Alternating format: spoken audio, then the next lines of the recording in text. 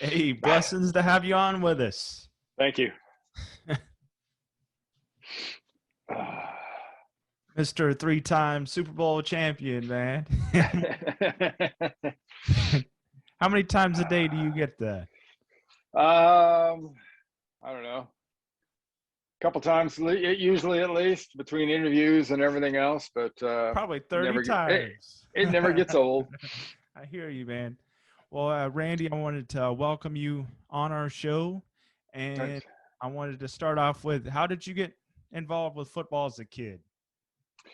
I really didn't start playing football until the ninth grade.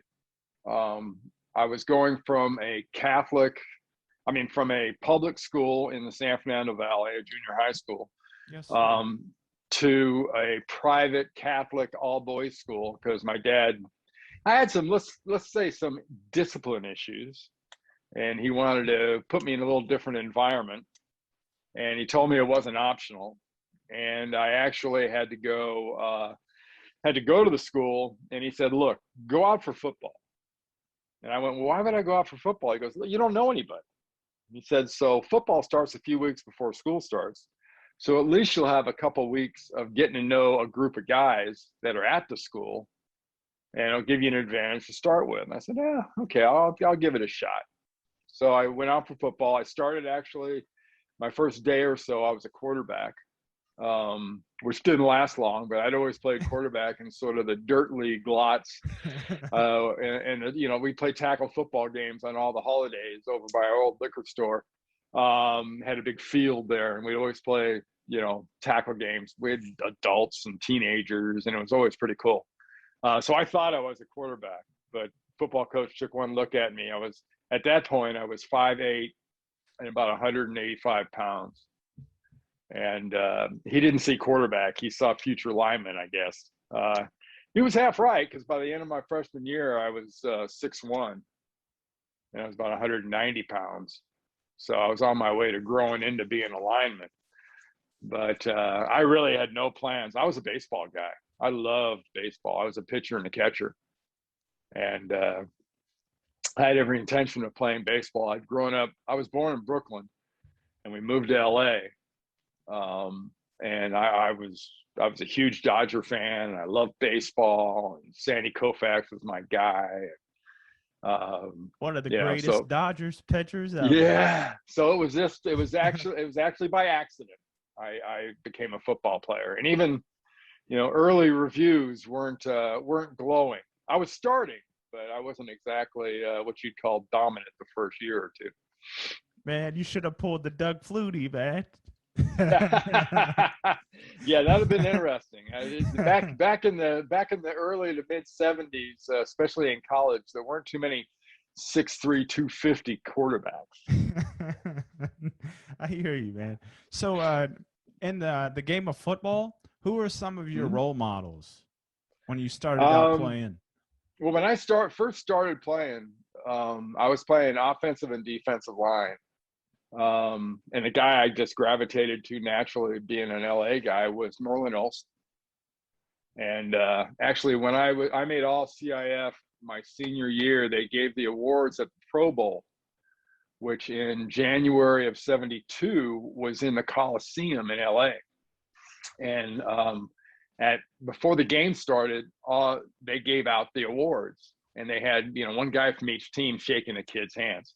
Well, the guy from my side was Merlin Olsen, which was really cool, and he gave me the award. Now, fast forward 5 seasons later, in 1976, I'm the captain for a Monday Night Football game between the Rams and the Niners, and Merlin's one of their captains, and we're all out there getting introduced, and it was like Captain Elmendorf, Captain Cross, Captain Reynolds, Captain Cross, Captain Harris, Captain Cross, Captain Olsen, Captain Cross. And I reached over and I said, "Really nice to see you again, sir." And Merlin kind of shakes his head and goes, "Shit, I'm getting old." But he was my guy. And to this day, I mean, he sort of stayed in touch when he was doing games. He always kind of remembered that moment. And we had a connection because actually I was the last guy still playing in the league when he retired. so that he had played against. So when I should say when I retired, because my last preseason game, first game in the year was in London, and Merlin Olsen and Dick Enberg was doing it, and Merlin came and talked to me and said, you're the last guy in the league still going from when I played. He got up and left after about a 10-15 minute conversation, and the rookie that was dressing next to me sat down, and he said, "Man, that's really cool." I said, "Yeah, I played against him when I was a rookie." And the guy looked at me and said, "Father Murphy played football?" And, oh, I had that same thought Merlin did. I said, "Damn, I'm old." Great stories, man. So getting up to your senior year in high school, how did UCLA come to you and approach you and pitch to you to come to their school and play football? Well, I had actually met Terry Donahue, who was the offensive line coach at UCLA under Pepper Rogers.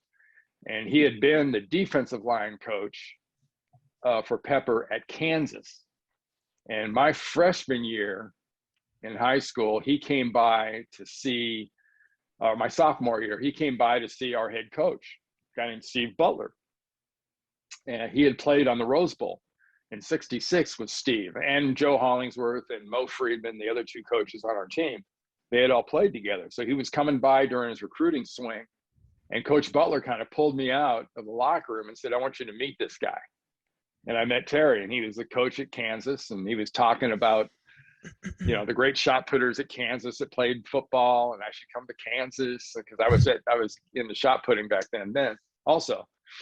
And so as soon as he and Pepper went to UCLA, not that long after that, he just sort of picked it back up. And starting my junior year, I was inundated with the mail that was getting recruited back then. So that was our connection.